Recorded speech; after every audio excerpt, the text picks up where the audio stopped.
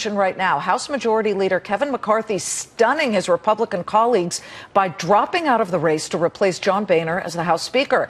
McCarthy roundly criticized for recent comments about how the Benghazi Select Committee's findings have affected Hillary Clinton's poll numbers, critics likening it to a political witch hunt. Here's what he had said about the Benghazi investigation a week ago on Fox News. Everybody thought Hillary Clinton was unbeatable, right? But we put together a Benghazi special committee, a select committee. What are her numbers today? Her numbers are dropping. Why? Because she's untrustable. And today, McCarthy was asked if that particular comment played into his decision to suddenly drop out of the race for Speaker. Here's that response. Well, that wasn't helpful. Yeah, I mean, I could have said it much better. McCarthy's sudden move today forcing House Republicans to scrap their planned vote to select their nominee for House Speaker. What was it like in the room when McCarthy dropped the bombshell?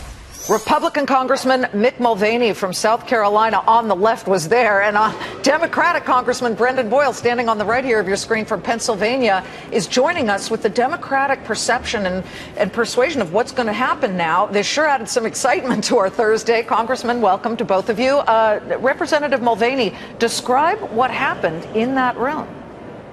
It was actually very, very quick and very quiet. The microphone actually didn't work. We came in at 12 o'clock. Kathy McMorris-Rodgers, our conference chair, gavelled the meeting in and said, Kevin would like to say a few words at the outset. He got up and essentially said he was pulling out of the race, said he didn't think he could unite the party or the party couldn't unite around him. Very few people actually heard what he said the first time through. And then Speaker Boehner got up and adjourned the meeting. So that's unbelievable. The microphone didn't work and everybody was saying, wait, what just happened? So, and what was your first reaction?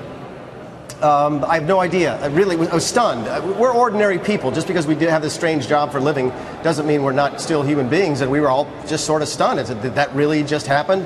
And then you start asking, why do you think it just happened? We had absolutely no clue. I talked to Kevin not half an hour before the meeting. He gave absolutely no indication that he was getting ready to do that. So it's very, very strange. Well, he kept saying we need a fresh face. So Representative Boyle, what do you expect happens next? We found it really interesting because Fox Business and Fox News cameras were right there in the hallways, and suddenly Jason Chaffetz, who was widely expected to launch a challenge to Representative McCarthy, started charging through the hallway, and we had our cameras right there to watch that. I mean, there was a massive crowd. Everybody started just jumping on him, and if we keep continuing the shot, actually that's after he left, after making his statement.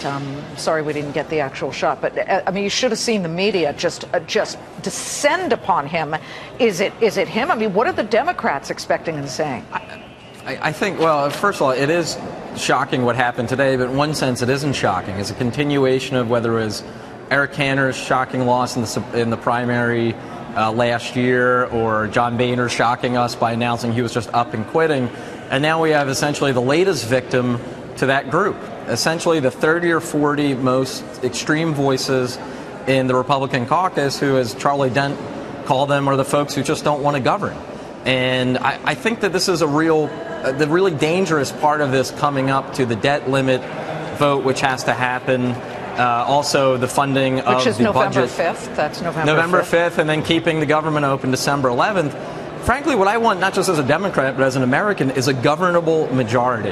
I would like to see after this a speaker run that could get support from a majority in both caucuses. Well, who is that, Representative Mulvaney? Paul Ryan made a statement immediately saying, it's not me, I'm not doing it. As we know, Jason Chaffetz is interested from Utah. Daniel Webster of Florida has been talked about. Suddenly in the last hour, Trey Gowdy's name was floated on this show, and I mean on this network, Jeb Hensarling as well. Is there somebody, and do you agree with Representative Boyle that it was that small minority of what some have called the insurgents in the Republican Party who are pushing this race?